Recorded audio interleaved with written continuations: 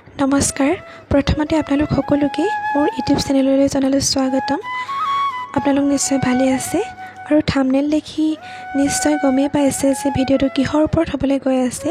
হয়, মোৰ পঞ্চামৃত আছিল আৰু তাৰেই কিছুমান সৰু সৰু ক্লিপ এনেদৰে স্মৃতি হিচাপে ধৰি ৰখা হৈছিল আৰু সেই ভিডিঅ'বিলাক ইউটিউবৰ কোনোবা এটা কোণত যাতে স্মৃতি হৈ ৰওক বুলি ভাবি এনেদৰে সাঁচি ৰাখিছোঁ। আৰু আপোনালোকে হয়তো জানেই যে গৰ্ভৱতী মহিলাক 5 মাহত এনেদৰে পঞ্চামৃত খোৱা হয়, 5 মাহৰ আৰম্ভণিতেই। ঠিক তেনেদৰে মোকো এয়া পঞ্চামৃত খুৱাইছিলে।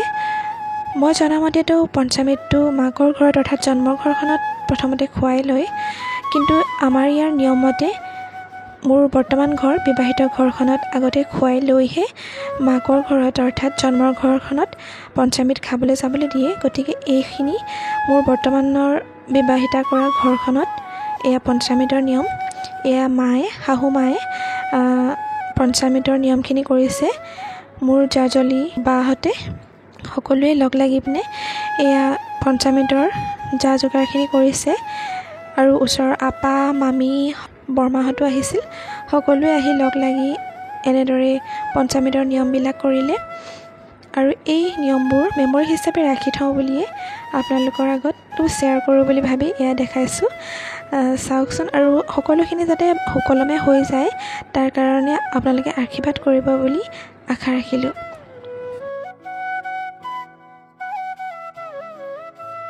প্ৰথমতে এয়া মায়ে আমাক দুয়োজনকে পঞ্চামৃত খুৱাইছে। ঠাই অনুসৰি নিয়মবোৰ বেলেগ বেলেগ হয়। আমাৰ ইয়াত আমাৰ দুয়োজনকে একেলগতে বহুৱাই লৈ একেলগতে পঞ্চামৃত খোৱা নিয়ম। আপোনালোকৰ অঞ্চলতনো কেনেধৰণে নিয়ম কৰে জনাবচোন দেই। এয়া মোক প্ৰথমতে মায়ে খুৱালে, তাৰ পাছত মানুহজনক খুৱাবলৈ গৈছে। আচলতে মোৰ মানুহজনৰ গাখীৰৰ প্ৰতি এলাৰ্জি আছে। গাখীৰ মিশ্ৰণ কৰা সামগ্ৰীসমূহ তেওঁ খাবলৈ নোৱাৰে, গতিকে পায়সটো নোৱাৰেই। তেওঁ তাকে এইটো খাব পাৰিম এইটো খাব নোৱাৰিম এনেধৰণে কৈ তেওঁ নিজে খাইছে আৰু তাকে চাই সকলোৱে হাঁহিছে, ধেমালি কৰি আছে, জোকাই আছে আচলতে তেওঁ খাব নোৱাৰে বুলি।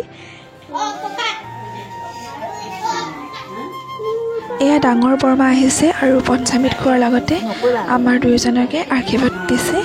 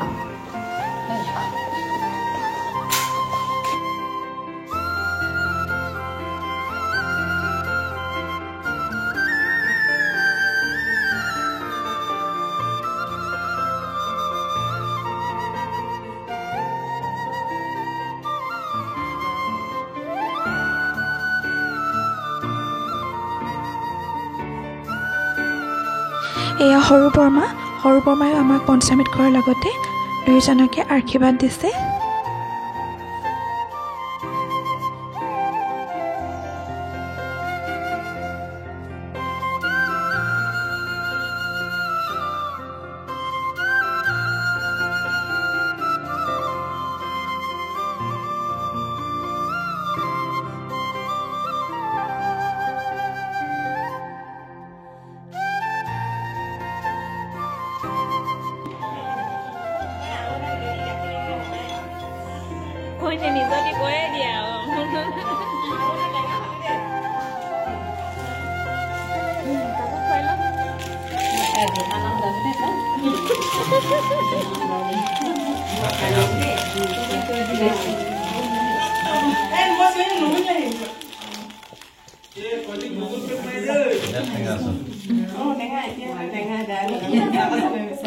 এয়া কাকুবা তাইও আমাৰ দুজনক পঞ্চমীত খুৱাব আহিছে আৰু লগতে আশীৰ্বাদ দিছে।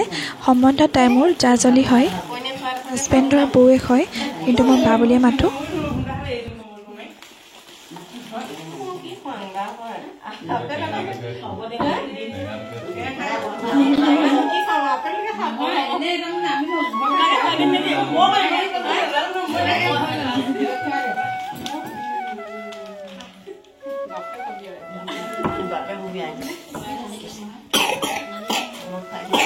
এয়া ওচৰৰে মামী এজনী, মামীও আহি পিনে আমাক পঞ্চমীত খোৱাৰ লগতে আশীৰ্বাদ কৰিছে।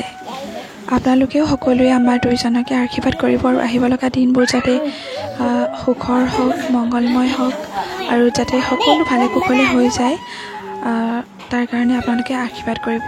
ধন্যবাদ।